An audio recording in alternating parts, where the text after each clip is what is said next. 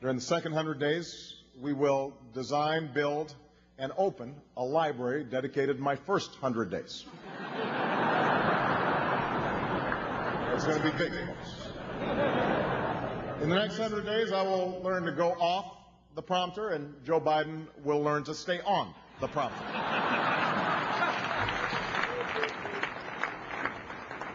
In the next 100 days, our bipartisan outreach will be so successful that even John Boehner will consider becoming a Democrat. After all, we have a lot in common. He is a person of color,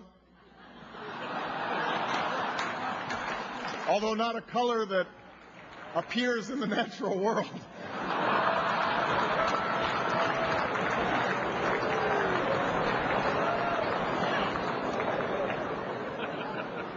What's up, John?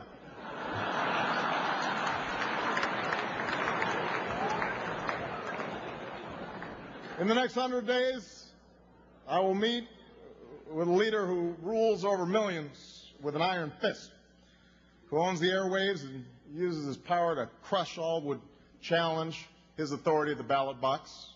It's good to see you, Mayor Bloomberg. In the next 100 days, we will house train our dog Bo. Because the last thing Tim Geithner needs is someone else treating him like a fire hydrant.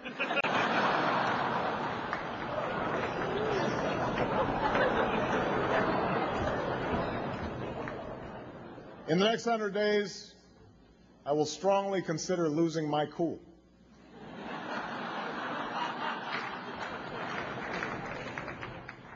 Finally, I believe that my next 100 days will be so successful I will be able to complete them in 72 days. And on the 73rd day, I will rest.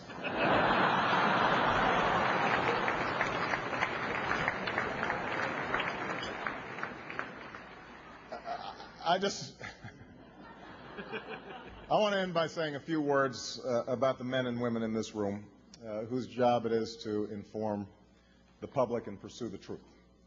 And we meet tonight at a moment of extraordinary challenge for this nation and for the world.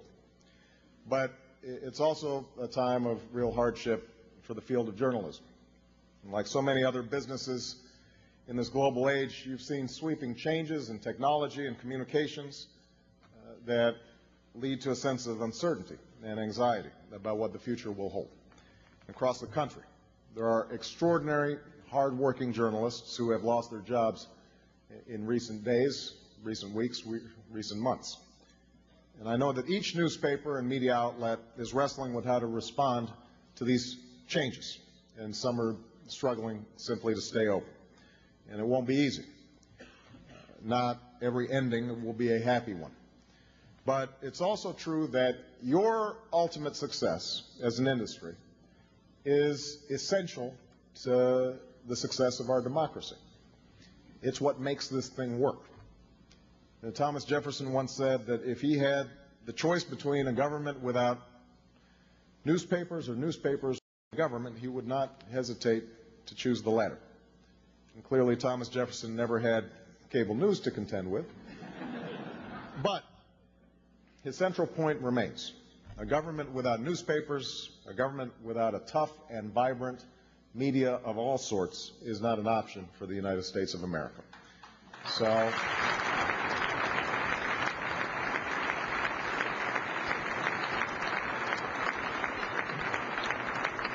I may not agree with everything you write or report. I may even complain, or more likely Gibbs will complain from time to time about how you do your jobs.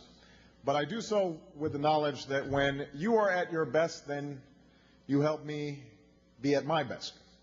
You help all of us who serve at the pleasure of the American people do our jobs better by holding us accountable, by demanding honesty, by preventing us from taking shortcuts and falling into easy political games that people are so desperately weary of.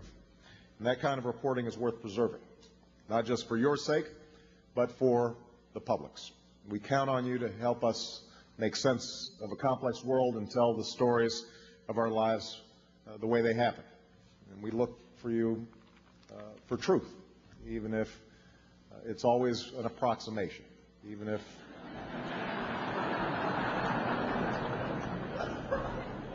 this is a season of renewal and reinvention. That is what government must learn to do. That's what businesses must learn to do. And that's what journalism is in the process of doing. And when I look out at this room and think about the dedicated men and women whose questions I've answered over the last few years, I know that for all the challenges this industry faces, it's not short on talent or creativity or passion or commitment.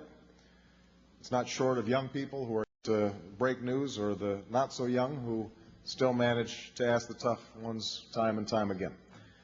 These qualities alone will not solve all your problems, but they certainly prove that the problems are worth solving. And that is a good place as any to begin. So I offer you my thanks. I offer you my support, and I look forward to working with you and answering to you and the American people as we seek a more perfect union in the months and years ahead. Thank you very much, everybody. Thank you.